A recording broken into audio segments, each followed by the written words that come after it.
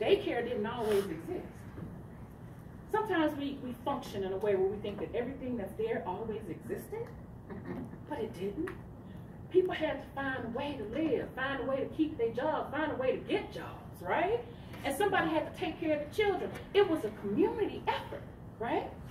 So when we think about the fact that my grandmother was the person that everybody sent their kids to in the community, and she kept them in her house, and she fed them, she took care of them, right? And so I was one of those kids until I got to a certain age where I could go to kindergarten, right? By the way, this half-day kindergarten stuff that y'all had when I first moved up here, it needs to stop. Okay. So we had kindergarten all day in the 70s. What's going on, right? So my grandmother kept all the kids.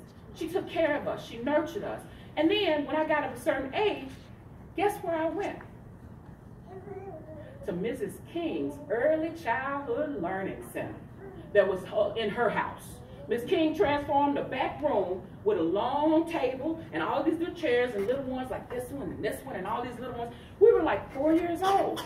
And she had all the things on the wall. She taught us our ABCs, our 1, 2, 3s, our days of the week, the months of the year. And see, I was reading when I was 3 years old. So they pushed me on into Miss King when I was 4 years old. But I already had some of that down pat. I was like, oh, okay, yeah. Because there was a certain kind of thing that went on in the Anderson household. My mom and dad happened to be college educated, you see. I got the documents when my mom went to Wiley College in Marshall, Texas. If you ever saw the movie The Great Debaters with Denzel Washington, that's Wiley College where they debated against Harvard. See, that's my mom's alma mater, right? So then my daddy went to Southern University in Baton Rouge, Louisiana. And see, Baton Rouge, Louisiana, Southern University and Wiley, they were, what were they?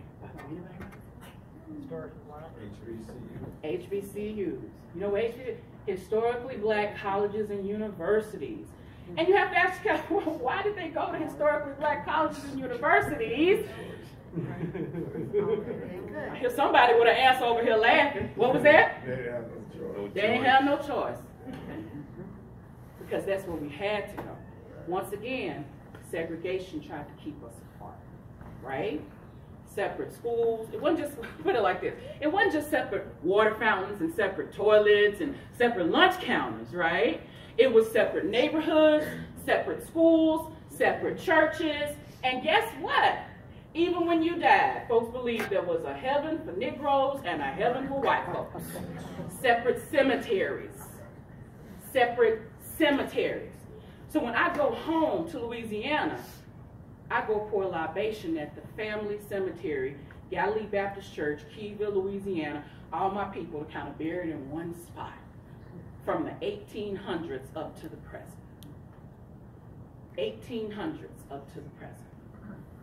So when we think about the Deep South, there was a hum in the air. There was a humming of